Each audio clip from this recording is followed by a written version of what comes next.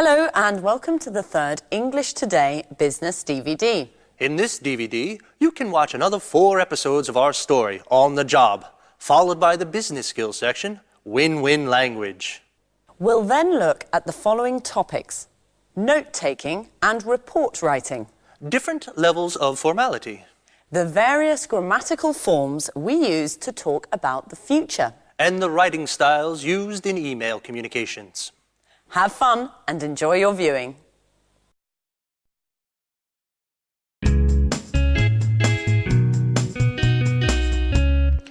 I've called you in today to bring you up to speed on our new cookbook series. Anne's going to take notes, from which we'll then develop a detailed outline of the work in progress, and then set the deadlines. So Gary, which authors have we contacted? We've got in touch with Jones, Bradford, Smith, Fox, and Grant. Unfortunately, we haven't been able to contact Tchaikovsky. I think he's abroad at the moment. What? Sorry. Could you spell that for me, please, Gary? Certainly. Chakoswski. He's one of our Russian collaborators.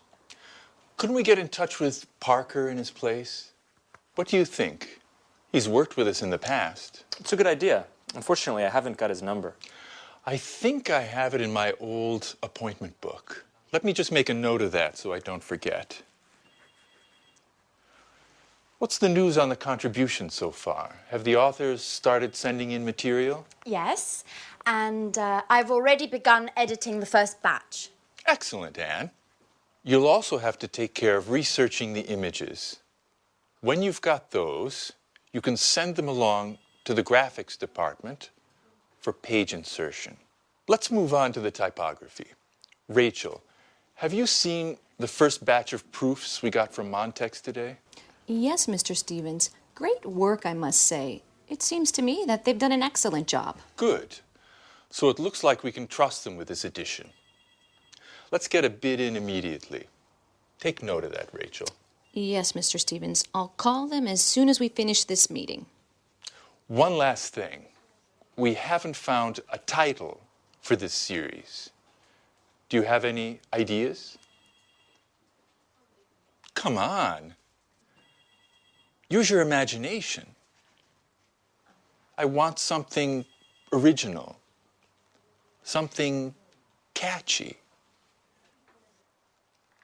Nothing? Okay, then that's your first task. Do some brainstorming to come up with some ideas, and then we'll go through them together. Why the long faces? There's nothing to worry about. You're a great team. I'm sure you'll think of something interesting. Okay?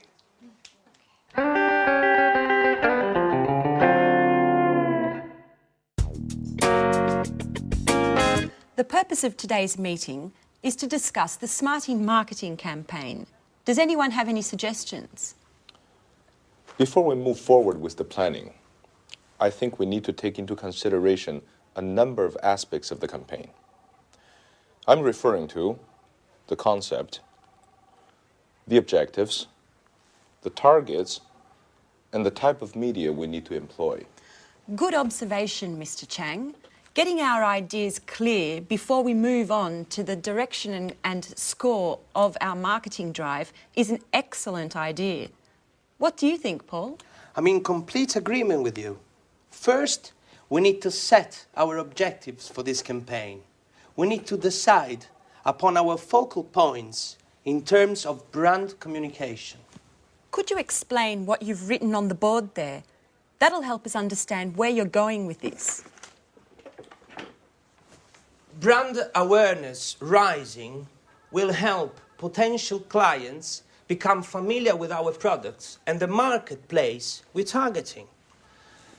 In our case, this type of campaign will serve to improve the image of Spectre in the Chinese market. But what about focusing the campaign on the product itself? A product campaign is generally much more focused and serves to meet different objectives. Above all, it can help communicate the unique characteristic of the product to help it stand out in its marketplace. Of course, this can eventually bring positive results to the entire line of products. And in your opinion, what type of campaign best suits our needs? Well, considering that the Chinese market is new for us, I'd choose a campaign focusing on brand awareness with a simple but effective message, such as our company provides sporting goods with a high-tech edge, and then follow up with a successive campaign focusing on the smartie. Are there any comments on Paul's proposal? I'm in complete agreement with him. Great. Would you like to add anything, Paul? Not for the moment. Well, if there are no objections, I'd like to move forward on this. Our next step is to contact a marketing agency. Could you take care of that, Paul? Certainly, Victoria. Well, if there's nothing else, I really need to get going. Oh my goodness, look at the time. You're always busy, aren't you, Mrs. Lee? I think you work too much. Well, actually, I need to go to my son's school play. I promised him that I wouldn't miss it for anything in the world. Well, then get a move on. Children always come before business. What are we doing now? Let's go for lunch.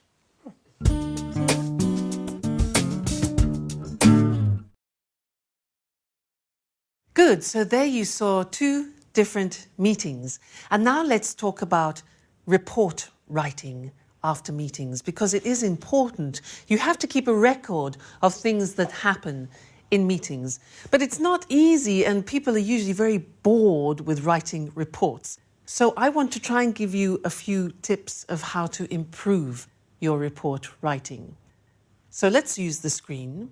Now, obviously, the first thing is you have to identify the speakers, know exactly who is in the meeting and what their position or job is. Now, the second thing is to write brief summaries of the main points. Now, it's important to keep these brief.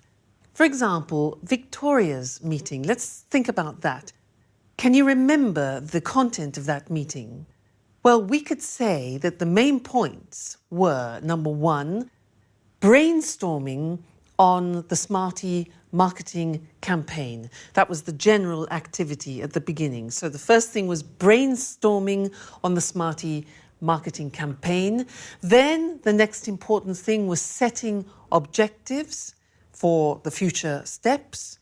The third thing they talked about was the brand awareness of the campaign for China. That's the third most important thing. And then after, the future plan was contacting the marketing agency. So from that meeting, there were 4 main points to be recorded. Now, try to remember to keep your notes concise so that people can read them quickly. You don't want to have to read pages and pages of reports. There's no time, all right? Keep it concise.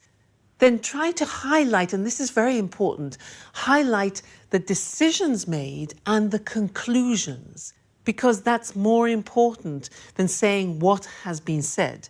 We want to know the conclusions, we want to know the decisions taking. And another important thing, probably the most important thing, is the action that is going to have to be taken in the future. So what are the actions to be taken, all right? Then, immediately after the meeting, try and write up your notes as soon as possible, because otherwise you tend to forget, all right? So as soon as possible. Fantastic. Now, how do we organize the report? What's the layout like? Well, it's really quite simple. You have an introduction where you state the relevant old business and also the new business. So that could be your introduction. Then in the main part, you specify the main discussion points of the meeting, as we mentioned before.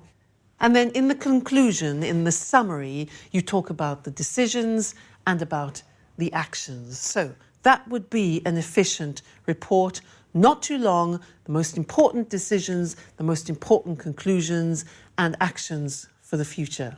All right? Now, often in reports, we abbreviate language to make, again, the report shorter. And I want to look at some of those common abbreviations with you now. Look at the screen. E.g. means, for example. I.e. means that is.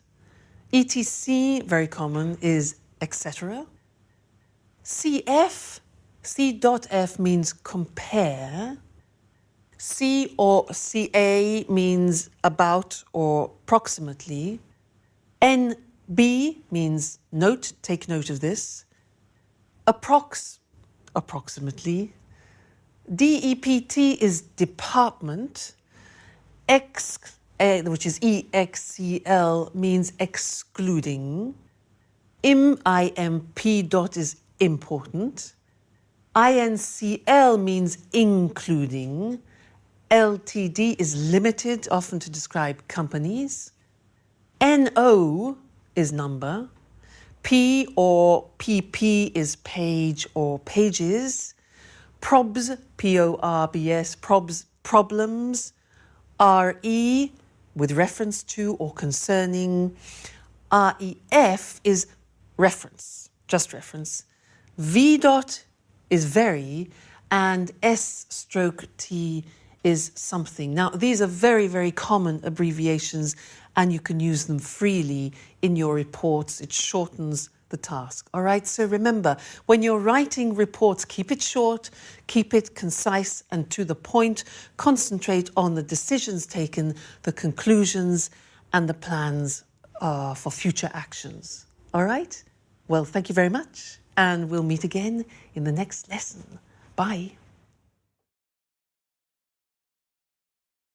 Hello and welcome back to Business Talk. Our topic for the next two programs is win-win language, the language that allows all parties of a conversation to feel like winners, whether the conversation is business-related or not. Eric and I will be demonstrating how the use of win-win language in an argument, a negotiation, or even an informal chat can ensure that both speakers involved come away satisfied. Today, we'll be focusing on the language of argument. And next time, we'll look at the language of negotiation and small talk. So, how can we present an argument in the best possible way?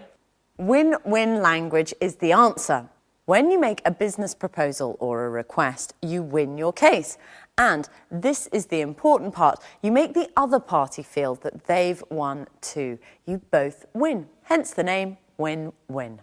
Now, listen to Lucy carefully asking for an increase in an advertising budget. Afterwards, we'll consider if we'd accept her request or not. Well, as you know, our new product Smarty is not selling as well as expected. I don't think it's possible to solve this problem without spending more on advertising. If you'd accepted my original proposals, things probably wouldn't be so bad. I think the product is good, but if you don't increase my advertising budget, there's no way that Smarty will be successful. I'm asking for an increase of at least 15%. If I'd had this money last year, I could have organised a much more effective campaign. I can't produce great results without the necessary resources. Well, I think we can safely say that that's not what we mean by win-win language. I know I'd be reluctant to agree to a request presented that way. Well, you'd be absolutely right, because I didn't mention any of the benefits of my proposal. I didn't use any facts to support my case, and my attitude was very negative. I said what I didn't want rather than what I did want. Okay. Now, listen to me present the same request. Good morning, everyone. This morning, I'd like to propose an increase in our advertising budget of at least 15%. This may seem a lot, but there are two good reasons why we should agree that this increase is necessary. Let me try to explain as simply as possible. First, our new product, Smarty, as we all know, is vital for the survival of our company. It is therefore essential to give Smarty the very best advertising campaign that we can. What's more, we should do all that we can to ensure that Smarty is not just a success, but a real market leader. The second reason is that with a bigger budget, we'll be able to create the sort of market image that our company needs if we are to survive in a world of global competition. Let's try to imagine a campaign where we can really enter the minds of ordinary people. Let's suppose, for example, that we invest in a series of full-page color ads in the 3 major weeklies of the largest countries where we sell Smarty. Imagine the positive impact this will have on the sales of all our products. And I'm sure you'll agree that it's most definitely worth a try. That's what I call win-win language. Well organized, emphasizing a team spirit and the benefits of the proposal. Well, yes, I'm sure we'll all agree that my chances of getting that budget increase are definitely higher than yours. Well, that's all from us for now, so see you soon. Bye-bye. Now, let's take a closer look at exactly why my request was more convincing than Lucy's. Well, if we consider the 3 fundamental points that are the basis of all communication strategies, simplicity, organization, and language, and look back at our presentations, we can clearly see that Lucy hadn't organized what she wanted to say. She didn't mark each point clearly, and she created a barrier between herself and her listeners with her repeated use of I and you. Here are just a few examples from Lucy's request. I don't think it's possible. If you'd accepted my original proposals, if you don't increase my advertising budget, there is no way that I'm asking for, I can't produce great results without. Remember, team spirit? Well, it's very important in win-win language, because if you and the person you're speaking to are on different teams, it means there will be a winner and a loser. And a loser could be you. Notice also how Lucy's attitude and language are very negative. If we look at my budget increase request, we'll see a very different approach. First of all, I presented my case in a logical way. People react positively to ideas that are well organized. I marked each point clearly with opening sentences like, "Let me try to explain. First, it is therefore essential to, what's more, we should. The second reason is that we will be able to. Let's try to imagine a campaign where we can. Let's suppose, for example, that we invest in." These opening structures are very useful. They organize your presentation logically and therefore make it clear and simple to understand. Notice, too, how the use of we and are make a huge difference. It puts the speaker and the listener in the same team and makes it possible for both to be winners. As well as organization, simplicity, and language, here are a few argument strategies to help you win your case. Present your proposal in a logical way. Emphasize the benefits of your proposal. Choose 2 or 3 strong arguments. Too many reasons can weaken your case. Be positive. Say what you want, not what you don't want. Use facts and figures to support your request.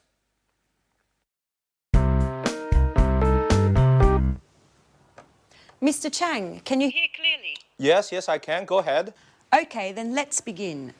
So, Paul, how's the marketing campaign coming along? We're putting together a complex communication strategy that's going to leverage different channels, from TV spots and radio jingles to magazine runs and banner advertising on the internet. The internet. Are you sure that'll bring about results? Absolutely, Victoria. The internet has enormous potential. Web marketing is direct and allows for niche advertising that builds better rapport with our clients. Isn't that right, Mr. Chang? Yes, even if it's true that not all Chinese families have a broadband connection like you do here in the West. The internet is still very popular in China, especially with the young. Internet cafes of all sorts are opening across the country. And according to the Chinese Information Technology Ministry, the number of avid internet users has already reached 120 million. Wow, I had no idea there was such a boom in information technology. Oh, yes. Technology has become the determining factor in the economic and cultural development of the contemporary Chinese society. Above all, it's young adults who are influenced by these new communication media. 60% of web servers in China are between the ages of 18 and 26. Words such as forum, blog, email, and chat have become part of their everyday speech. I think we need to focus our efforts in this arena to successfully market our products. As a matter of fact, not only am I working to develop a graphically attractive site with plenty of content, but I am also contacting major internet portals to post animated banners. I am also looking into other means of reaching a much more clearly defined niche by target advertising through news groups, mailing lists, chat rooms and forums. I'm even thinking of launching a viral marketing campaign. A viral what? Sounds like a disease to me. Viral marketing is a marketing strategy that induces users of certain internet sites to promote products to other surfers, like a virus. In this way, exponential visibility of our message is possible. It's like a word of mouth on steroids. If we succeed, it's a low-cost communication strategy that has an extremely attractive growth potential that's hard to calculate. Pure genius. I must say, Paul, you're the tops when it comes to technology. Well, considering I spend so much time chatting. Don't tell me that you prefer friends made in virtual space. Well, to be truthful, I found my fiancée on the internet.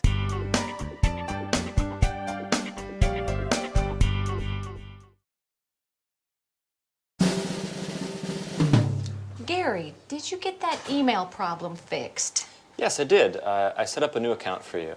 You only have to create a new username and password. How do I do that? I'm hopeless with computers. I know you are. In fact, by now I've lost all hope with you.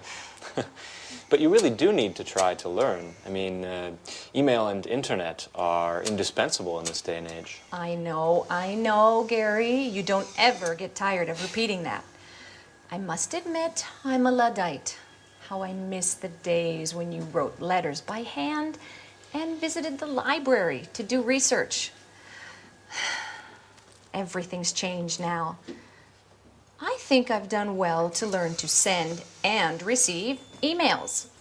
Speaking of emails, I noticed what you were writing to the authors, and if you'll permit me, Rachel, your emails are much too stuffy and formal.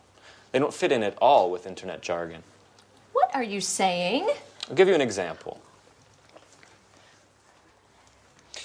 When you start off an email, you use, "We'd like to inform you that." It's quite old-fashioned, you know? It's better to write, "Did you know that?" Or another example, when you need to make an excuse, you begin, "We regret to inform you that." It's much better to use something like, "Unfortunately, we can't." It's less formal, but at the same time, more professional. Email needs to be kept simple and to the point. Use abbreviations as often as possible and keep phrases short. If you're writing to someone you know well, you can even add an emoticon. It's always a pleasure to get one. An emoticon? What the devil is that? You're so old school, Rachel. Emoticons are those little faces that you can make using keyboard characters that show how you're feeling at the time. Okay, Professor. I'll try to simplify and use a more colloquial tone when writing. Perhaps I'll even put in a smiley. It's not difficult. You'll see. Just let the magic of the internet transport you. But remember to use netiquette. You're talking like a computer manual. What is netiquette? It's good manners on the internet. It's the rules of the road, of the network. Rachel. You really do need to get some practice, don't you? I've got an idea. Why don't you let me sign you up for a forum? That way you can learn the rules of the road and the lingo as you surf. Speaking of which, do you like music? Huh? Music? Yes, very much so. Great. Then I'll add podcasting sites to your favorites so you can download podcasts and maybe even burn them to disk. Stop, Gary. Oh, you're driving me crazy. I don't understand a word. Besides email, I have no desire to learn any of it. None of it. Do you understand?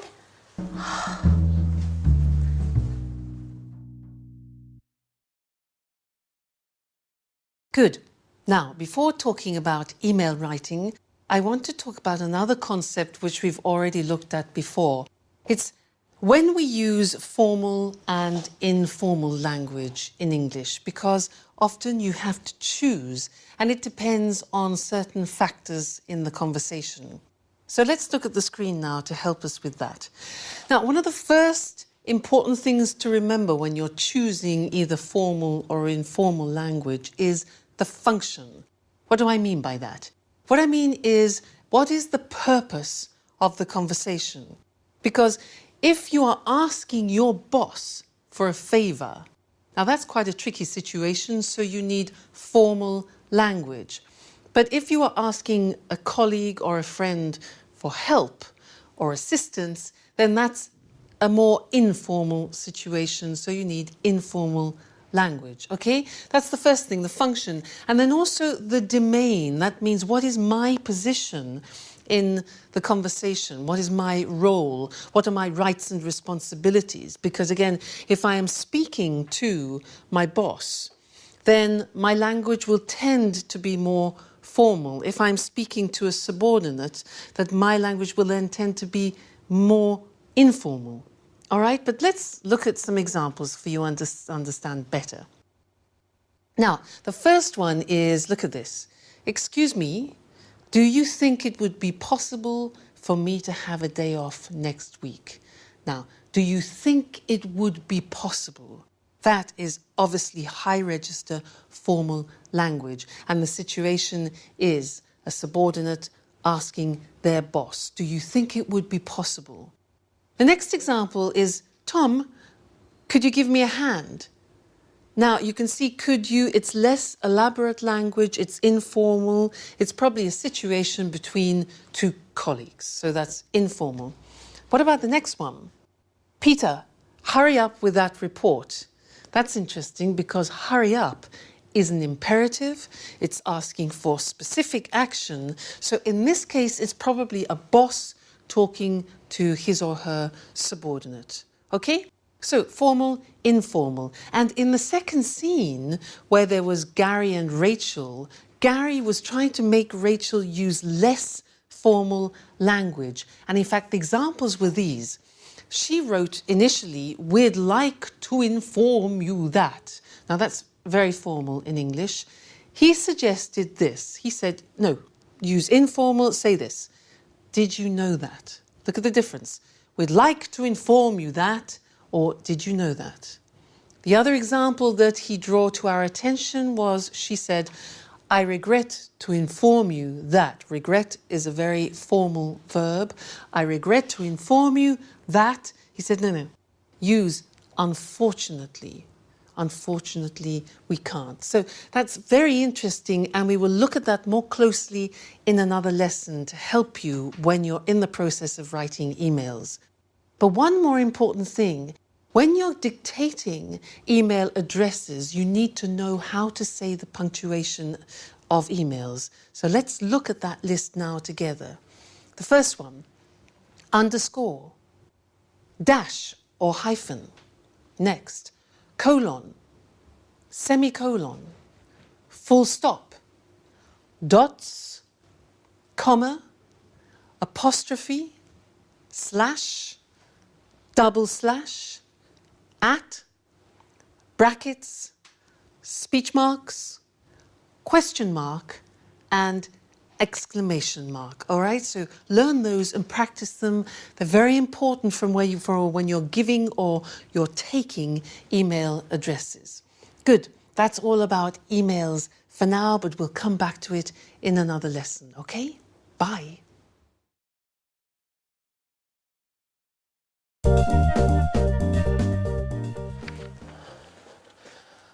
Hi, Victoria. Hi, Paul.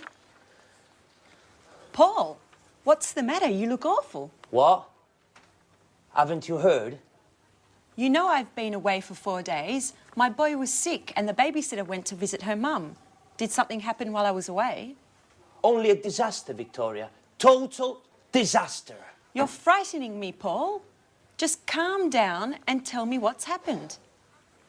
Spectre has been bought by a Japanese multinational. Mrs. Frost has been fired. And Mr. Chang has been transferred to Atlanta, where he'll be in charge of a men's clothing department. What? Come on, Paul, you've got to be joking. I'm afraid not, Victoria. And there's more. You've been taken off the project. You're no longer in charge of the Smarty project.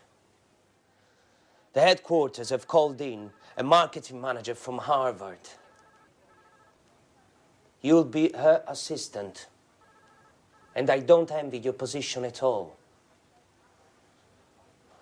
I spoke to her on the phone earlier, and she didn't seem to be friendly, to say the least. You know the type, Mr. Know-it-all. As a matter of fact, she's just sent this fax with her analysis of the sporting goods market and with a few of her tactics. The fax is entitled, "Study this thoroughly before my arrival." Oh, my God, but why? Things weren't perfect. Spectre was having trouble, certainly, but they were indicative of a crisis that is being felt throughout the sector. In fact, that's why we launched the Smarty campaign targeting the Chinese market. We were trying to create some momentum, new opportunities. Things weren't going badly.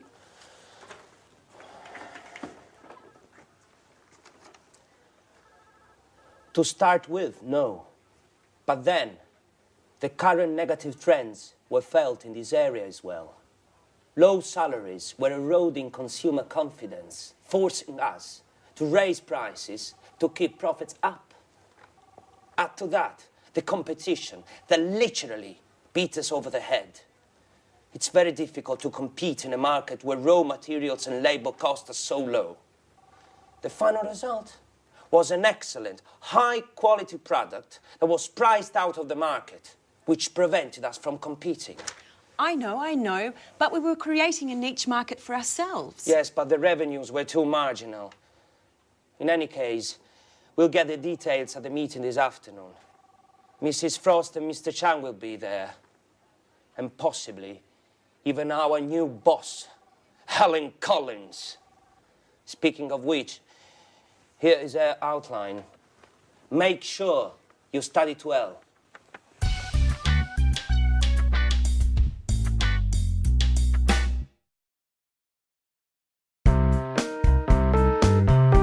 As you know, we're dealing with a very difficult situation at the moment. On the one hand, our revenues are sinking due to price battles with our competition and the fact that consumer demand continues to decrease. On the other hand, our internal costs continue to rise. The result is a significant fall in profits, which has forced us to sell out to a Japanese multinational.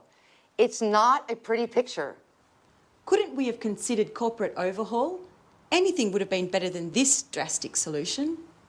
Improving company efficiency calls for massive investments that we are just not in a position to make. And with our books in the red, we couldn't move forward with these investments, not to mention the personnel cuts we would have had to endure. Believe me, Mrs. Lee, before we went ahead with the sales of Spectre to the Makiko Group, we took a number of other solutions into consideration. Unfortunately, none of these provided the answer. And what about the Makiko Group? How do they intend to resolve this current crisis? Makiko has already reorganized a number of firms in the past and therefore possesses the appropriate know-how. I do know that they plan to put a major restructuring of the company into action, from A to Z, corporate workflow and bookkeeping, management, sales and logistics, to name a few. Above and beyond that, they intend to introduce new direct marketing techniques to improve consumer satisfaction and improve corporate visibility in the marketplace. And how? What is the winning strategy? I don't know exactly, but I believe they want to create incentives through promotional strategies.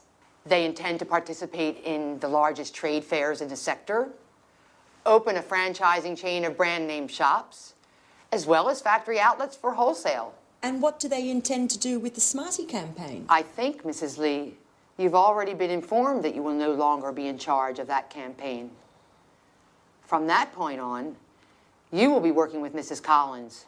Collins is a marketing manager that headquarters has chosen to send here to take charge of the Smarty account as well as other products. As you know, after the initial sales success of Smarty on the Chinese market, sales fell well below our expectations. As far as I know, Mrs. Collins intends to analyze exactly what went wrong and then relaunch the campaign using traditional market techniques. And these will include market research, telephone surveys, bots, etc.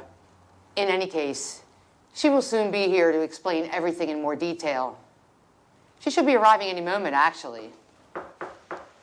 Oh, she is. May I introduce Mrs. Collins, the new marketing manager for Spectre? Mrs. Collins, this is yours. Let's not waste time with these introductions. We've got plenty of time for that later. I'd like to get down to brass tacks now. Have you all studied my outline?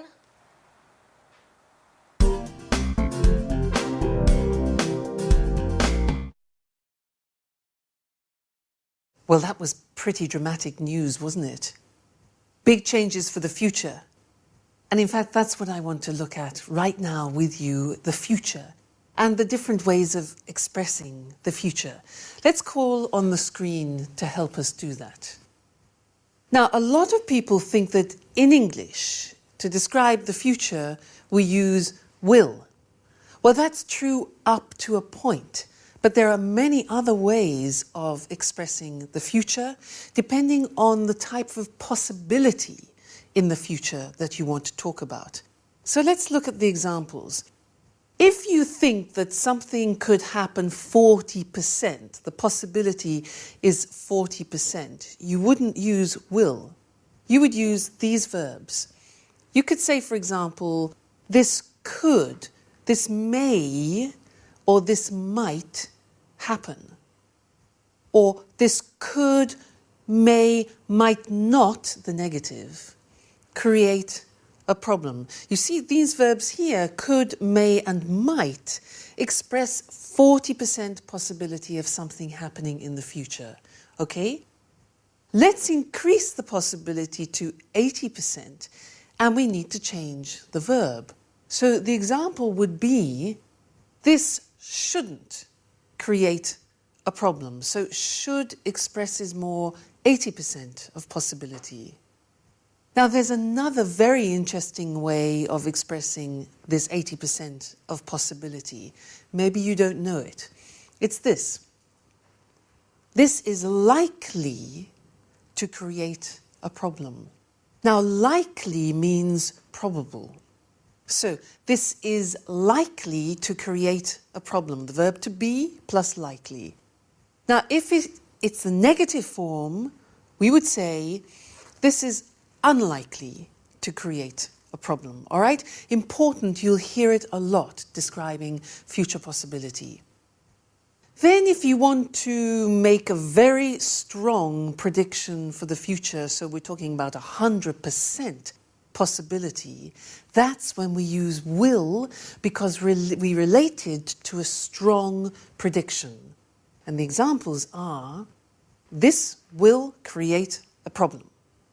The negative would be, no, this won't particularly create a problem. Okay, this will and this won't create a problem. And in fact, in the video episode that we heard, the example that Paul said was, you'll be working with Mrs. Frost. That's what he said to Victoria. You'll be working with Mrs. Frost because that's a strong prediction. All right, so that's interesting. Different ways of expressing future possibility. Could, may, might, 40%, should, likely, unlikely to, 80%, and then will for 100% prediction. Okay? So that's all we have to say for the time being on the future. Remember, different ways of expressing the future. Okay? That's the end of this lesson, and I look forward to seeing you again in the next one. Bye.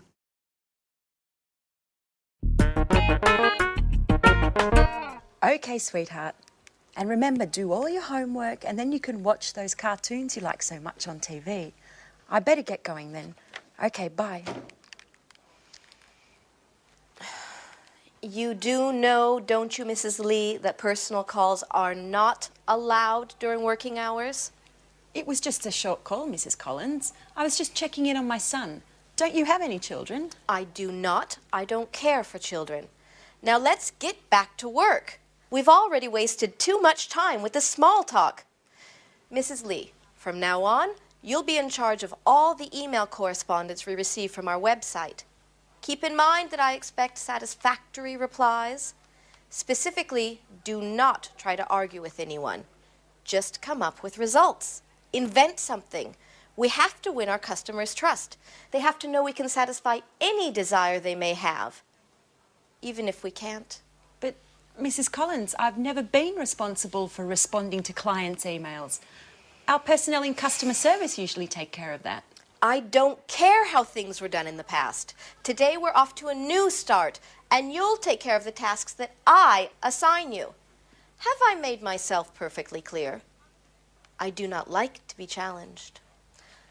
Oh, by the way, Mrs. Lee, speaking of email, you'll soon be receiving your work schedule for next week. Goodbye.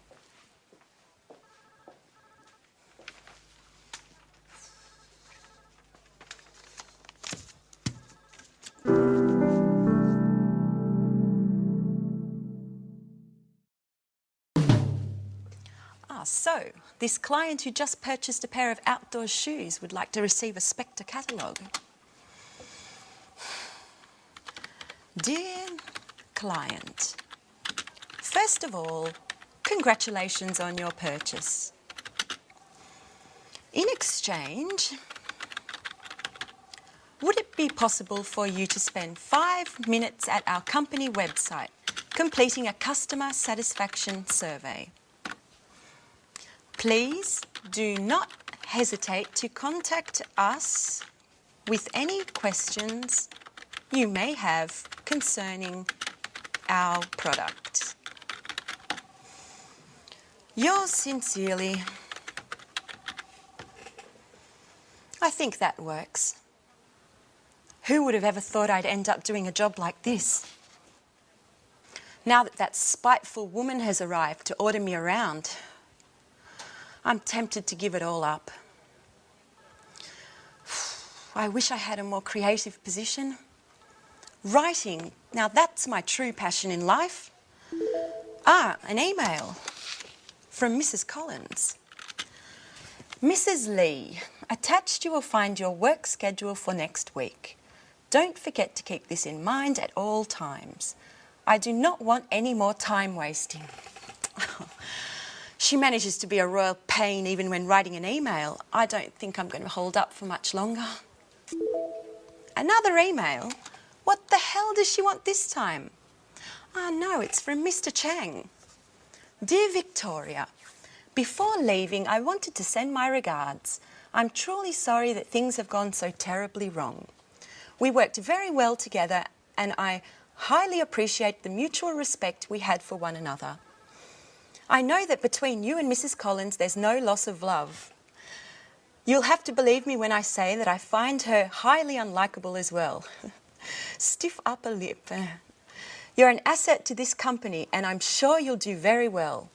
It's been a great pleasure knowing you and please keep in touch.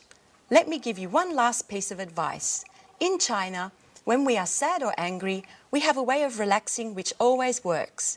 We close our eyes and have a good laugh. Try it and you'll see that it works. Mr. Chang, I'm going to miss you. He really was a nice person to have around. Let's try his method.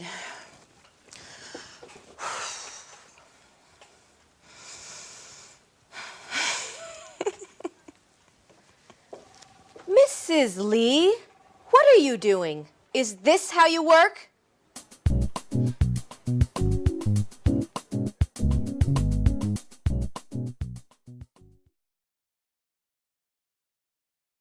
Emails, emails, emails. And that's what we're going to talk about now.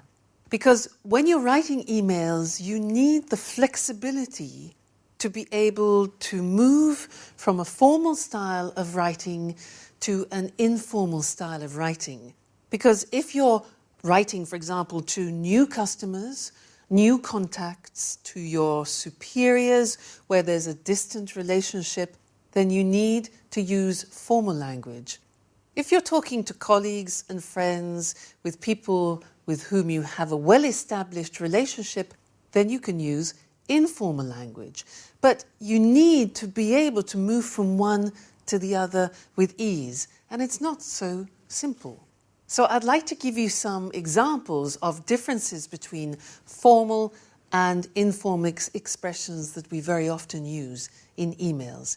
Let's look at the screen to help us with this. Now, look at this example here. Very often we might begin an email in a formal way with this phrase. Further to your email of the 7th of July.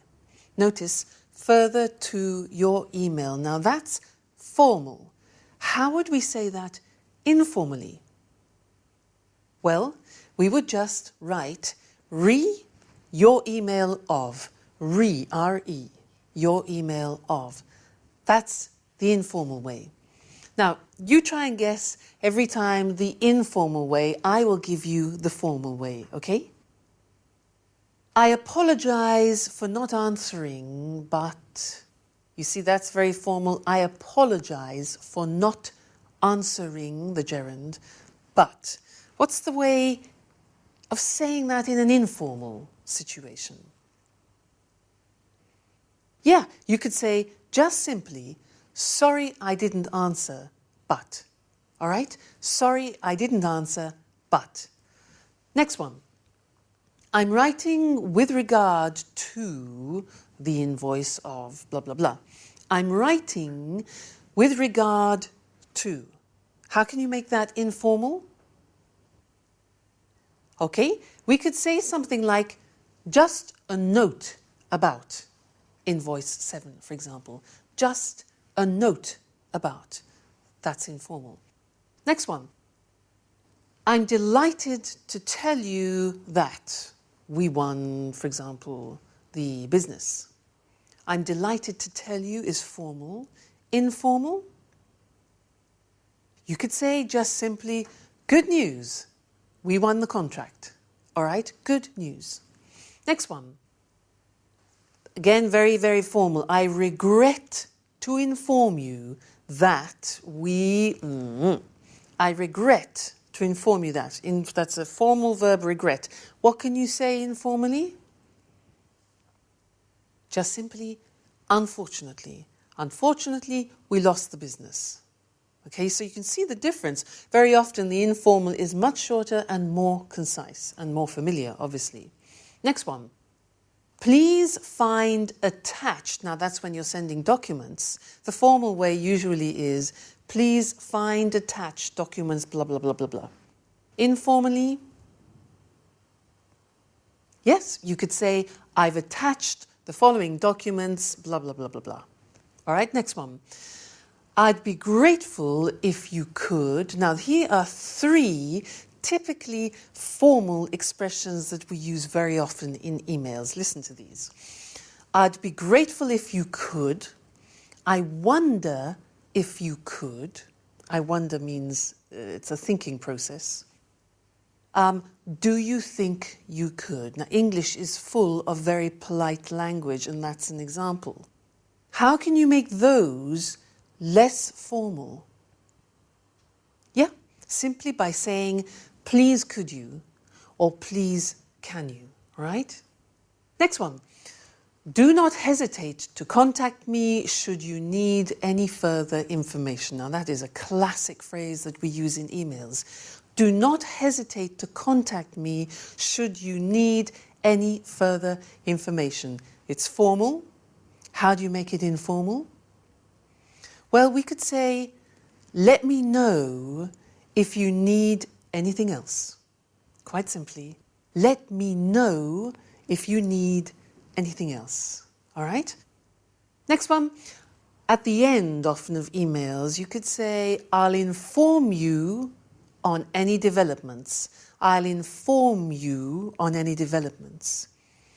Let's make that informal. We can say, I'll keep you posted. I'll keep you posted, which is an unusual expression. To keep someone posted, you need to learn it by heart, okay? And the last one, again, is a classic phrase. I'm looking forward to seeing you soon. I'm looking forward to seeing you soon.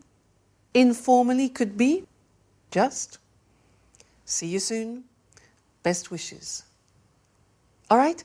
Good. So I hope that helps you be able to expand your repertoire of formal and informal language, because it's important for you to give the right impression when you're writing. Good. So that's all for now about emails, and see you again in the next lesson. Bye.